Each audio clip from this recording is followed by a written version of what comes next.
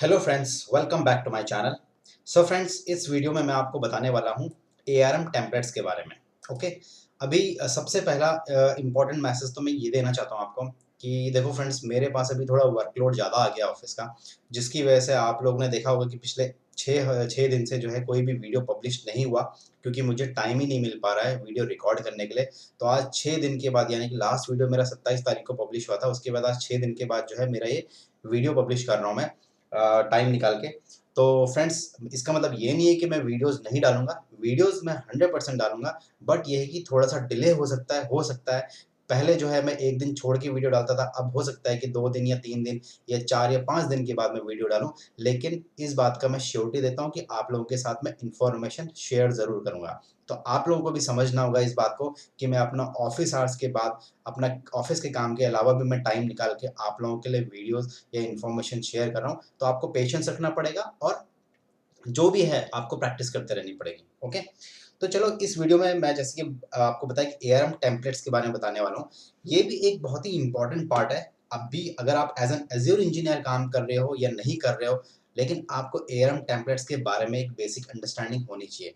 देखो गाइज, मुझे भी एआरएम टेम्पलेट्स में एडवांस नॉलेज नहीं है, बट हाँ, अगर मुझे कोई काम दिया जाए कि भाई मुझे टेम्पलेट्स के थ्रू कोई भी रिसोर्स डिप्लॉय करना है और उसके लिए मुझे टेम्पलेट बनाना है, तो मैं बना दूँगा। मतलब माइक्रोसॉफ्ट का डॉक्यूमेंट रेफर कर करके मैं खुद से ट्राई करके बना दूँगा, मुझे टाइम लगेगा, बट मुझे एक बेसिक अंडरस्टैंडिंग है कि एआरएम टेम्पलेट्स होता क्या है। तो मेरी कोशिश यही रहेगी कि मैं आपको ईज़िली समझा सकूँ कि एआरएम टेम्पलेट्स क्या है और कैसे यूज़ कर सकते हैं। ओके? तो अभी सिंपल लैंग्वेज में मैं आपको बताऊँ कि हमारे पास जो है, हम लोग एज़्योर में कोई भी रिसोर्स अगर डिप्लॉय करते हैं, तो उसके कुछ तरीके हैं। एक है कि आप एज़्योर पोर्टल के थ्रू आप डिप्लॉय करो, वहाँ पर जाके आप कोई भी रिसोर्स बनाओ। दूसरा, आप एज़्योर सीएलआई यूज़ करो कोई भी रिसोर्स बनाने के लिए, चाहे आप उस रिसोर्स को क्रिएट करना चाहते हो, मॉडिफ़ाई करना चाहते हो, जो भी। पावरशेल भी है, आप पावरशेल में एज़्योर का मॉड्यूल इंस्टॉल करो और एज़्योर को कनेक्ट करके आप पावरशेल के थ्रू भी एज़्योर पोर्टल में या एज़्योर में आप रिसोर्स बना सकते हो। अब आता है एआरएम टेम्पलेट्स के बारे में। तो बेसिकली एआरएम टेम्पलेट्स क्या है? आपका एक तरह से प्रोसेस को ऑटोमेशन करने के लिए है। अब एआरएम टेम्पलेट्स का जो बैकएंड स्ट्रक्चर है, वो आपका आता है जेसॉन फॉर्मेट में। जेसॉन का मतलब होता है जावास्क्रिप्ट ऑब्जेक्ट नोटेशन, यानी कि माइक्रोसॉफ्ट ने एज़्योर के लिए एआरएम टेम्पलेट करके जिसका बैकएंड जो स्ट्रक्चर है, आर्किटेक्चर है, वो है जेसॉन फॉर्मेट में बनाया है। माइक्रोसॉफ्ट बोलता है कि आपको अगर अपने एनवायरनमेंट में मल्टीपल डिप्लॉयमेंट्स करने हैं, लेट्स से अगर मुझे एक स्टोरेज अकाउंट बनाना है जो मुझे मल्टीपल रिसोर्स या मल्टीपल सब्सक्रिप्शन में, मल्टीपल रीजन्स में अगर मुझे सेम स्टोरेज अकाउंट डिप्लॉय करना है, सेम टाइप का विद यूनिक नेम, तो मुझे एक साथ कैसे करना है, तो उसके लिए जो है एआरएम टेम्पलेट्स उन लोगों ने बनाया है। माइक्रोसॉफ्ट बोलता है कि एआरएम टेम्पलेट्स जो कि जेसॉन स्क्रिप्टिंग है, आपको जेसॉन स्क्रिप्टिंग आनी चाहिए।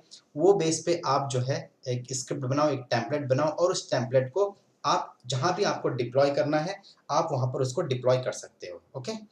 अब एआरएम टेम्पलेट है क्या? जैसे कि मैंने बोला, इसका जो बैकएंड जो इंफ्रास्ट्रक्चर है वो जेसॉन स्क्रिप्टिंग है। ये एक स्क्रिप्टिंग लैंग्वेज है, जिस तरह से पावरशेल है, वैसे ही जेसॉन करके एक स्क्रिप्टिंग है, जावास्क्रिप्ट ऑब्जेक्ट नोटेशन। आपको, अगर आप एज़ एन एज़्योर इंजीनियर काम कर रहे हो, एज़्योर इंजीनियर, तो आपको एक बेसिक अंडरस्टैंडिंग होनी चाहिए, क्योंकि अगर आपने मेरा पॉलिसी का, एज़्योर पॉलिसी का वीडियो देखा होगा, तो वहाँ पर ही मैंने आपको बताया था कि जो पॉलिसी का जो बैकएंड स्ट्रक्चर है, वो जेसॉन फॉर्मेट में ही बना हुआ है। तो देख कहने का मतलब है कि जेसॉन स्क्रिप्टिंग आपके बहुत जगह यूज़ हो सकती है। एक आपका एज़्योर पॉलिसी में अगर आपको कुछ कस्टमाइज़ेशन करना है, तो वहाँ पर भी आपको मॉडिफ़ाई कर सकते हो, क्योंकि जेसॉन ही वहाँ पर यूज़ होता है। अगर आपको अपने एनवायरनमेंट में जेसॉन के थ्रू या एआरएम टेम्पलेट के थ्रू कोई भी रिसोर्स डिप्लॉय करना है, तो उसके लिए आपको जेसॉन चाहिए। तीसरा, अगर आप आगे जाके डेवऑप्स सीखते हो, ओके, या फिर आप डेवऑप्स आता है आपको, तो उसके लिए भी आपको एआरएम टेम्पलेट्स का नॉलेज होना चाहिए कि किस तरह से आप डेवऑप्स के through by using ARM templates आप कैसे एज़्योर में डिप्लॉय करते हो रिसोर्सेज़ को। ओके?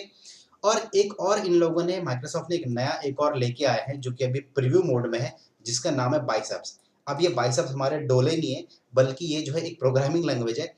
अभी बाइसेप्स के बारे में तो मैं नहीं बताने वाला, क्योंकि मुझे भी पता नहीं है बाइसेप्स के बारे में, बट इतना मैं बता दूं कि एआरएम टेम्पलेट और बाइसेप्स में कुछ ज़्यादा डिफरेंस नहीं है। ओके? मतलब सिंटैक्स का डिफरेंस है दोनों में। इसमें सिंटैक्स किसी और तरीके से यूज़ होते हैं एआरएम टेम्पलेट में, या फिर जेसॉन स्क्रिप्टिंग में सिंटैक्स किसी और तरीके से होते हैं, बट दोनों का गोल एक ही है, डिप्लॉयमेंट करना और उसको सेम टेम्पलेट को किस तरह से यूज कर सकते हो, ये कंसेप्ट है इनका। ओके, अब जो एआरएम टेम्पलेट है वो आता है आपका इंफ्रास्ट्रक्चर एज अ कोड के अंदर। कहने का मतलब है कि जैसे आपका वर्चुअल मशीन, स्टोरेज अकाउंट, या आपका IaaS के अंदर आता है इंफ्रास्ट्रक्चर एज अ सर्विस, फिर web apps, function apps, log analytics, stream analytics, ये सब आपका प्लेटफॉर्म एज अ सर्विस में आता है। फिर सॉफ्टवेयर एज अ सर्विस में आपका जीमेल, हॉटमेल, आउटलुक.com या O365 ये आपका सॉफ्टवेयर एज सर्विस में आता है।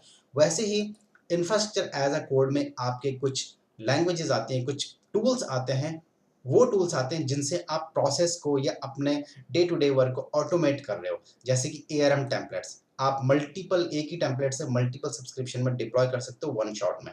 और दूसरा मैं अगर एग्जांपल दूं इंफ्रास्ट्रक्चर एज अ कोड का, या फिर ऑटोमेशन के पॉइंट ऑफ व्यू से जो यूज हो सकता है जो टूल, जैसे कि आपका टेराफॉर्म हो गया, या फिर आपका एनसिबल यूज होता है जहां पर आप ऑटोमेशन कर सकते हो। ओके, तो ये हो गया। अब infrastructure code as a code है क्या? इंफ्रास्ट्रक्चर एज अ कोड से आप कॉस्ट और एफर्ट्स दोनों मिनिमाइज कर सकते हो। जैसे कि मैंने बोला, अगर हम एक एआरएम टेम्पलेट बनाते हैं, जेसन स्क्रिप्टिंग यूज करते हैं, और उससे हम लोग मल्टीपल सब्सक्रिप्शंस में same resource, multiple resource groups में, या मल्टीपल रीजन, मल्टीपल सब्सक्रिप्शन में, अक्रॉस द सब्सक्रिप्शन हम सेम टेम्पलेट यूज कर सकते हैं। तो इससे हमारा एफर्ट कम होता है। ओके, जहां हम लोग अभी एक एक करके रिसोर्स बनाते हैं, वहां हम वन शॉट में मल्टीपल सब्सक्रिप्शंस में डिप्लॉय कर सकते हैं।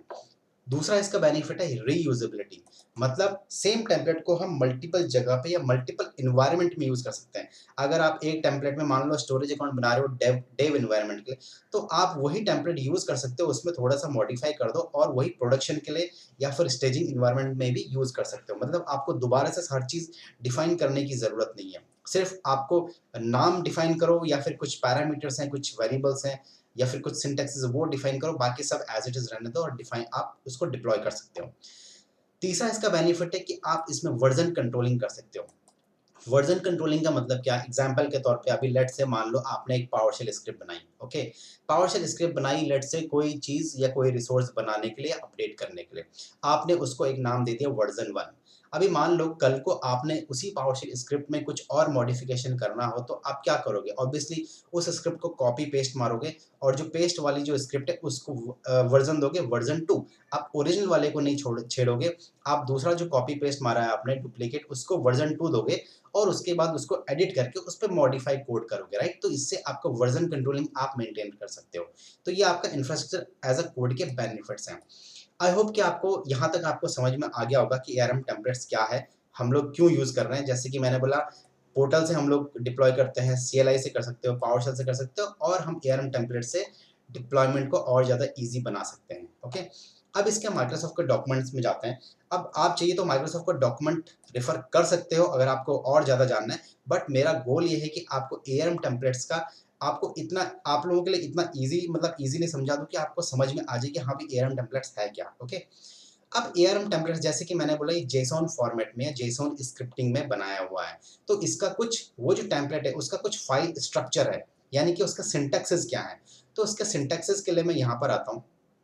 अब इसका जो सिंटैक्स है, जो जेसॉन फॉर्मेट है, ये जेसॉन फॉर्मेट में ये कुछ 8 टाइप के, यानी कि 1 2 3 4 5 6 7 8, ये कुछ 8 सिंटैक्सेस हैं जो आप जेसॉन स्क्रिप्टिंग में यूज कर सकते हो अपनी टेम्पलेट बनाने के लिए। एक कंप्लीट टेम्पलेट बनाने के लिए आपको ये जेसॉन स्क्रिप्टिंग आनी चाहिए, एक बेसिक लेवल का आना चाहिए, और उसके ये जो सिंटैक्सेस है उसका आपको पता होना चाहिए। अब ये जो 8 सिंटैक्सेस है, ये ज़रूरी नहीं है कि आपको सारे के सारे सिंटैक्सेस आपको यूज़ करने ही हैं। इसमें से कुछ सिंटैक्सेस या एलिमेंट्स कह सकते हो, कुछ एलिमेंट्स ऐसे हैं जो बहुत ज़रूरी है एक टेम्पलेट को कंप्लीट करने के लिए, और कुछ सिंटैक्सेस ऐसे हैं जो कि आपको ऑप्शनल दिए गए हैं, कि मतलब आपका, आपकी ज़रूरत के हिसाब से, या आपको डिप्लॉयमेंट किस हिसाब से करना है, उसमें क्या-क्या चाहिए, एलिमेंट्स वो चाहिए कि नहीं चाहिए, वो उस हिसाब से आप यूज़ कर सकते हो। बट इसमें से कुछ एलिमेंट्स ऐसे हैं जो आपको यूज़ करने ही करने हैं।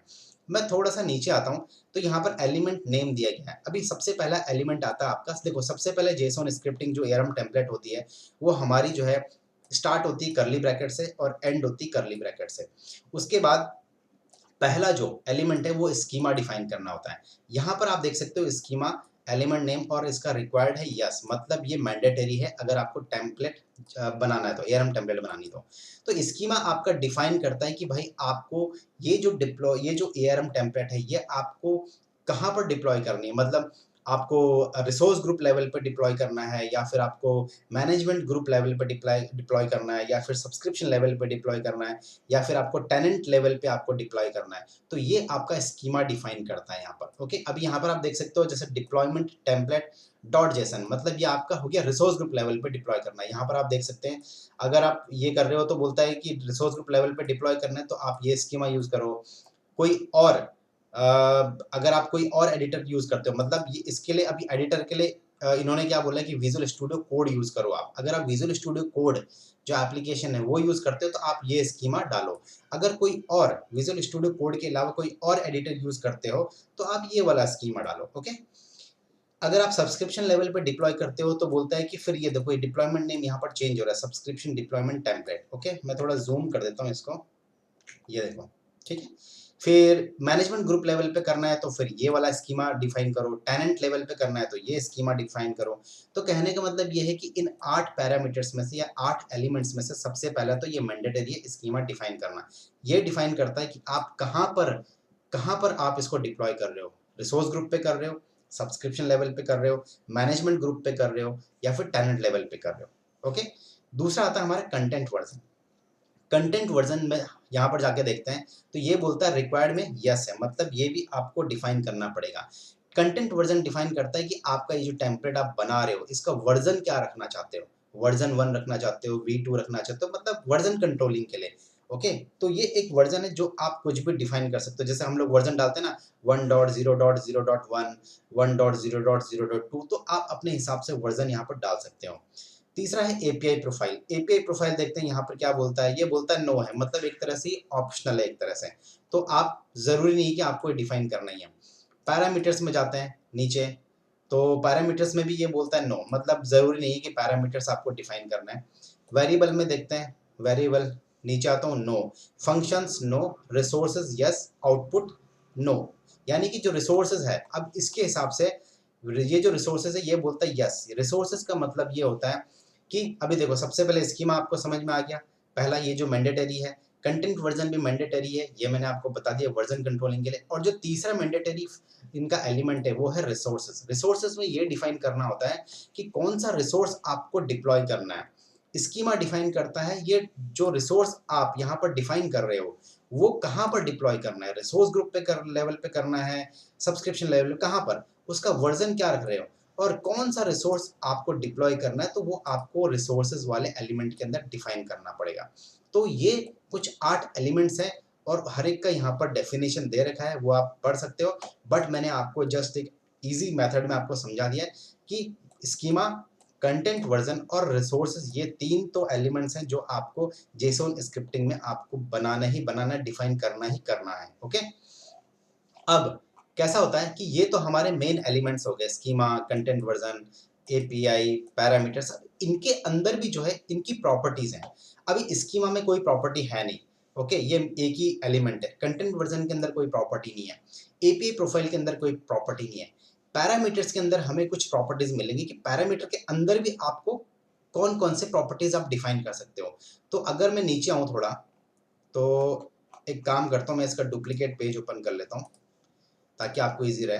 तो ये पैरामीटर्स है, अब अपने को देखना है कि इसके अंदर कौन कौन से प्रॉपर्टीज हम डिफाइन कर सकते हैं। तो मैं सेम वही पेज खोला, मैं नीचे आता हूँ और ये देखो पैरामीटर्स। पैरामीटर्स पे आके पैरामीटर्स में बोलता है कि ये प्रॉपर्टीज आप डिफाइन कर सकते हो कि पैरामीटर नेम क्या होना चाहिए, वो रिक्वायर्ड है कि नहीं है, टाइप क्या होना चाहिए, टाइप, ये मतलब ये प्रॉपर्टी डिफाइन करनी है कि ये प्रॉपर्टी जरूरी है कि नहीं है।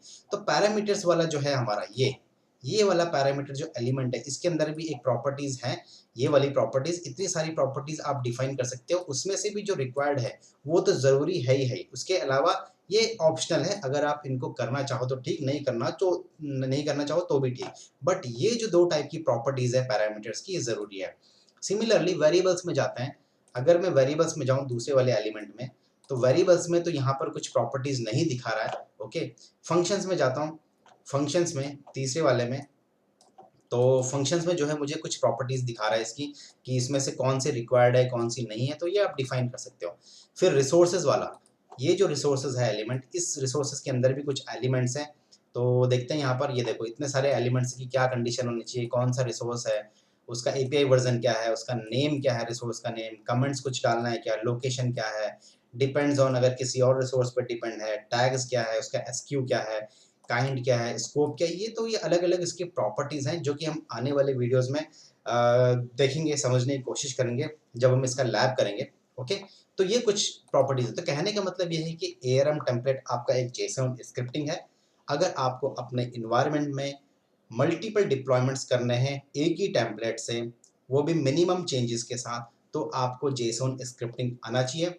ये जो जेसॉन स्क्रिप्टिंग है, इसके लिए माइक्रोसॉफ्ट बोलता है कि आप माइक्रोसॉफ्ट विजुअल कोड जो है, एक एप्लीकेशन आता है जो आप गूगल से डाउनलोड कर सकते हो, माइक्रोसॉफ्ट का ये, उस कोड को, उस एप्लीकेशन को यूज़ करो और वहाँ पर आप एआरएम टेम्पलेट का एआरएम टेम्पलेट का जो एक्सटेंशन है, उसको इंस्टॉल करो एंड देन उसके बाद आप जेसॉन स्क्रिप्टिंग वहाँ पर आप डिफाइन कर सकते हो, ओके? तो गाइज़ ये था ओवरव्यू एआरएम टेम्पलेट्स के बारे में। जैसे-जैसे हम आगे लैब में जाएँगे, यहाँ पर जो है मैं आपको पूरा माइक्रोसॉफ्ट के डॉक्यूमेंटेशन के हिसाब से ही आपको बताऊँगा।